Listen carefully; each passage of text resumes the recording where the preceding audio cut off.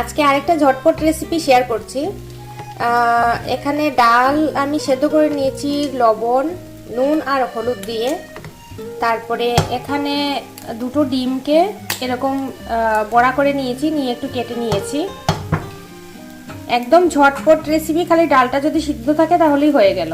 এই ডিমটা বড়া করে তারপরে কেটে নিয়েছি। এবার কড়াইয়ে তেল দিয়ে দিয়েছি, দিয়ে এখানে দিচ্ছি পেঁয়াজ কুচি। সব কিছু কুচিয়ে নিলেই হবে। একটুখানি পেঁয়াজ কুচি, একটুখানি রসুন কুচি, এই যে পেঁয়াজ কুচি দিলাম, তারপরে দিচ্ছি রসুন কুচি, তারপরে দিচ্ছি এই যে আদা কুচিয়ে রেখেছিলাম, এখানে দিচ্ছি আদা কুচি। এই যে আমার ডাল এখনো সেদ্ধ হচ্ছে। ঝটপট রান্না, এটা একদম কম সময়ে ঝটপট করে ফেলা যায়। দিয়ে যদি টায়ার্ড থাকেন, বা আমার তো হাতে প্রায় সময়ই থাকে না, দৌড়াদৌড়ির মধ্যে থাকি, তো আমি ঝটপট সবসময় রেসিপি খুঁজি যে পট করে কী করে রান্না করে খাওয়া যায়। কারণ সব কিছু মিলিয়ে হাতে যখন সময় থাকে না, লং প্রসেসের রান্নাগুলো বেশ ঝামেলাপূর্ণ হয়ে যায়। এখানে এবার দিয়ে দিচ্ছি টমেটো কুচি। টমেটো যে কোনোভাবে কাটলেই হবে। টমেটো কুচি দিয়ে উপরে দেবো একটুখানি নুন,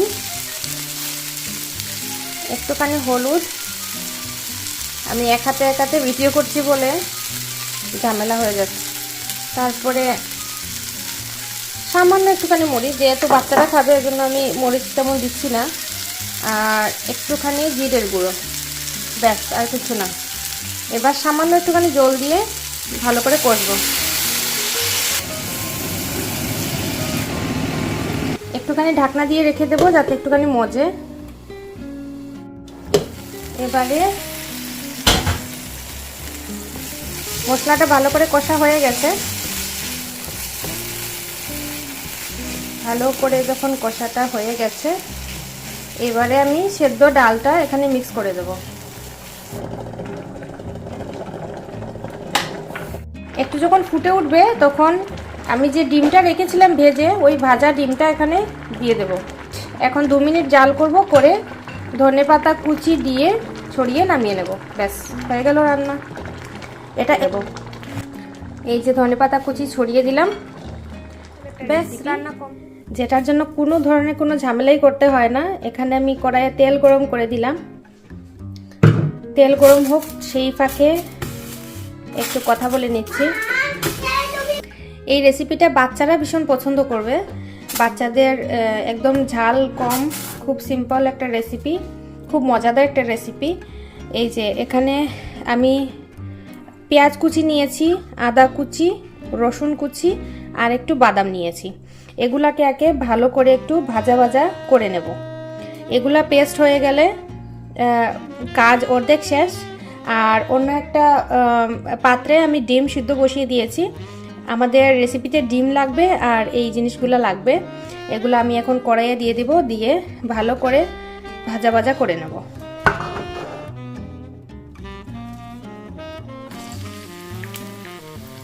আমি সবসময় চেষ্টা করি খুব সিম্পল ওয়েতে রান্না করার, যাতে ঝামেলা কম আর তাড়াহুড়োর সময়ে যাতে খুব তাড়াতাড়ি রান্নাটা সেরে নেওয়া যায়। কারণ সারাদিন রান্নাঘরে পড়ে থাকলে বাচ্চাকে সময় দেওয়া হয় না। তো ওই কনসেপ্ট মাথায় রেখে আমি খুব সিম্পলভাবে রান্নার রেসিপি এগুলো শেয়ার করি, যাতে রান্নাঘরে সারাদিন পড়ে থাকতে না হয়।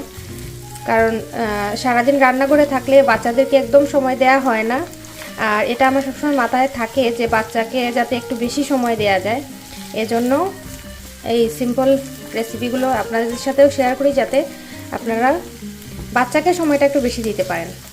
কারণ কর্মব্যস্ত জীবনে আমি একটা জিনিস খেয়াল করলাম খুব ভালো করে, যে আমরা সারাদিন এত ব্যস্ত থাকি, বাচ্চাদের সাথে সময় ওই 3-4 ঘন্টা সময়ই আমি পাই কাটানোর জন্য। তো ওই 3-4 ঘন্টার সময় আমার কাছে মহামূল্যবান। এইভাবে একটু মিডিয়াম আঁচে ভালো করে ভাজা ভাজা করে নেব। নিয়ে এটা ঠান্ডা করে পেস্ট করব, তারপরে দেখাচ্ছি।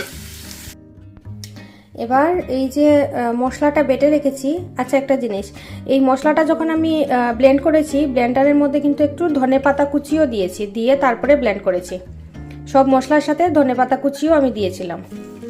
তো এটা এখানে দিয়ে দিলাম। এবার আমি এখানে সব গুঁড়ো মশলা একটু একটু করে এড করে দেব। এখানে গুঁড়ো মশলা দিয়ে দিয়েছি, হলুদ গুঁড়ো, সামান্য একটুখানি লঙ্কার গুঁড়ো, জিরের গুঁড়ো আর লবণ, আর কিছু না। এখন ভালো করে কষাতে হবে, যত কষানো হবে তত রান্নাটা টেস্ট হবে, এই হলো ব্যাপার।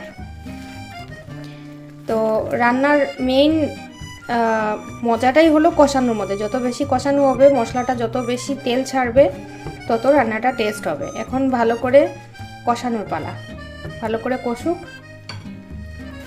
তো আবার মনে করিয়ে দিচ্ছি, এখানে আমি দিয়েছিলাম প্রথমে তেলের মধ্যে পেঁয়াজ কুচি, আদা কুচি, রসুন কুচি আর একটুখানি বাদামকে ভালো করে ভাজা ভাজা করে তারপরে ব্লেন্ডারে ব্লেন্ড করেছি। আর ব্লেন্ডারে যখন ব্লেন্ড করেছি তখন সাথে একটু ধনেপাতাও দিয়েছিলাম, দিয়ে ব্লেন্ড করেছি। ধনেপাতা দেওয়াতেই এই সবুজ সবুজ কালারটা এসছে।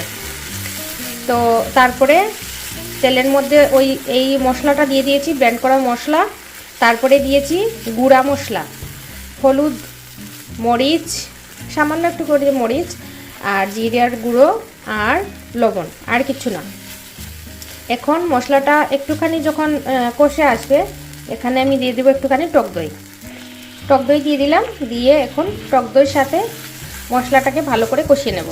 এটা খুব হেলদি একটা রেসিপি, এখানে টক দইও আছে, বাদাম আছে, সব কিছু মিলিয়ে ভীষণ হেলদি একটা রেসিপি। আর ডিম তো আছেই, তো বাচ্চারা ভীষণ পছন্দ করে এই রেসিপিটা। আর আমি ঝাল তো একদমই দেইনি, সামান্য একটুখানি মরিচের গুঁড়ো দিয়েছি, খুবই সামান্য, 1 পিঞ্চ পরিমাণ।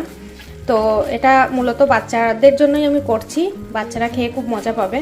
এখন মশলাটা তেল ওঠা পর্যন্ত ভালো করে কষাতে হবে। একটুখানি ঝোল দিয়ে দিলাম, ঝোল দিয়ে ভালো করে একটু ফুটে উঠলে ডিমটা দিয়ে দেবো। একটু ফুটে উঠেছে, এবার ডিমটা দিয়ে দেবো। আজকের দুটো রেসিপি আমি বাচ্চাদের কথা চিন্তা করে রান্না করেছি, কারণ আজকে গেস্ট হিসেবে দুটো বাচ্চা আমার বাসায় এসেছিল। তো সাথে চিকেনও ছিল, মাটনও ছিল, আরও অনেক কিছু ছিল। এই দুটো রান্না সবার সাথে শেয়ার করলাম। তো এই রান্না দুটো খুবই সিম্পল এবং যে কোনো সময় ঘরে এমনিতেও যদি সময় হাতে কম থাকে তো রান্না করা যায়। আর রান্নার এই পর্যায়ে যদি ঘরে ফ্রেশ ক্রিম অ্যাভেলেবল থাকে তাহলে ফ্রেশ ক্রিমও উপরে ছড়িয়ে দেওয়া যায়। তো আজকের মতো বিদায় নিচ্ছি, টাটা।